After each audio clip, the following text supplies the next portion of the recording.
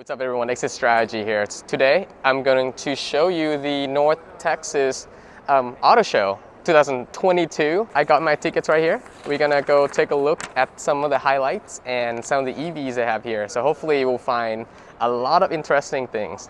Let's go take a look.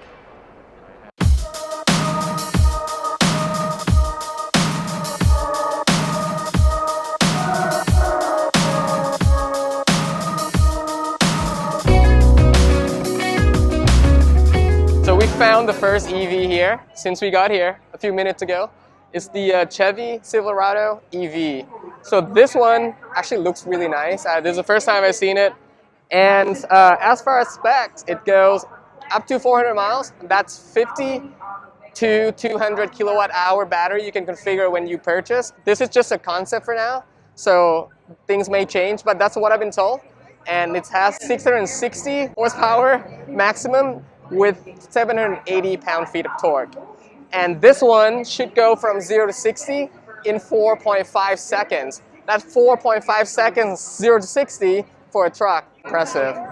And as you can see, this stunning blue, I love the color, and it looks really nice. One thing I'm really impressed that Tesla doesn't have, none of Tesla has, is the power front. So the front trunk, since there's no engine, obviously there's a storage area. And aside from that, it looks really nice. We obviously cannot get inside, but we can see from what I can see, it's really impressive. The bed truck actually has a pass-through that you can, if you have something that's really long you have to carry, it can pass through the bed truck into the passenger cabin, which is really kind of cool. Kind of the first time I've seen it. Obviously I'm not a truck guy, but never seen that. So that's really cool as well. Yeah, so that's it on the Chevy Silverado. We'll go look at some of the other ones. I see the Ford F150 Lightning over there, so we'll go check that out as well. And we have the Uncle Joe's favorite, which is the F150, well actually Ford F150 Lightning. And here it is, first time I'm seeing it. It looks kind of like an F150, but it seems like, well, I think it's something like, you know, if an F150 get married to a Mach-E, and this would be the big baby boy, I think. First of all, we have here is the storage area in the front. Huge, really, really big. Like, it's absolutely huge. And we actually don't know, I'm actually thinking, I don't know if it's powered or not, so we'll have to ask him, but it does have several outlets here that is a 120 volt with 20 amp and 2.4 kilowatt max. So that can power, you know, like a microwave and all kind of tools you need to do. So that's really nice to have. Just the highlights, it starts at 41.6K. It's 426 horsepower up to 563 horsepower and 0 to 60 in 4.5 seconds.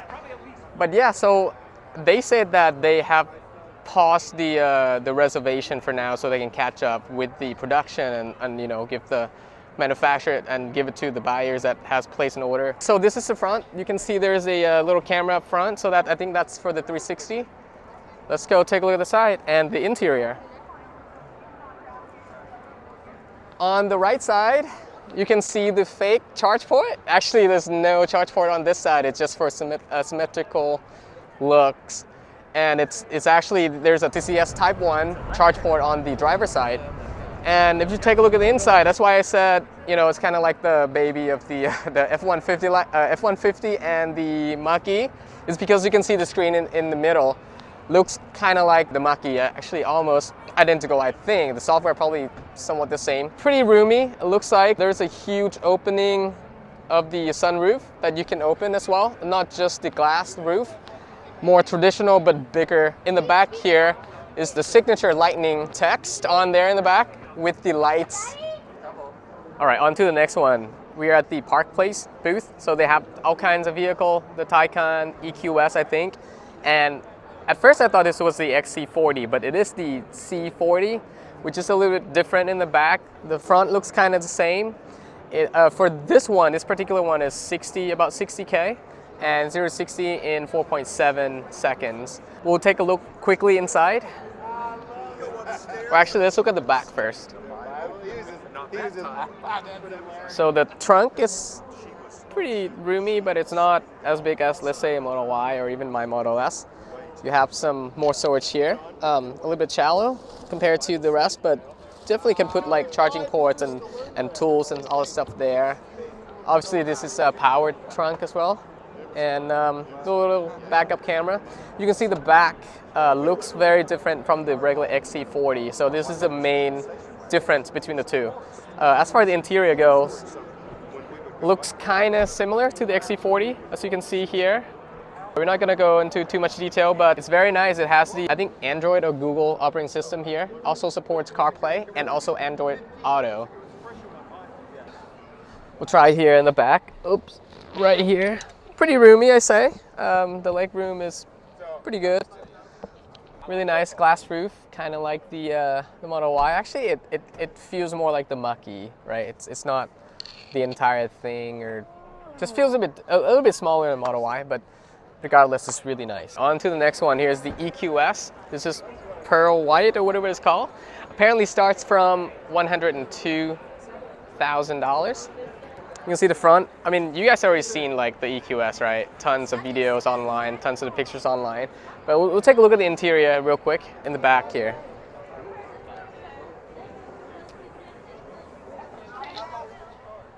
I mean, it costs about this. Well, this one costs a little more, but like the starting point costs about a little more than the Model S, and definitely the interior is so much better quality in the Model S. You guys seen my video on defects on the Model S?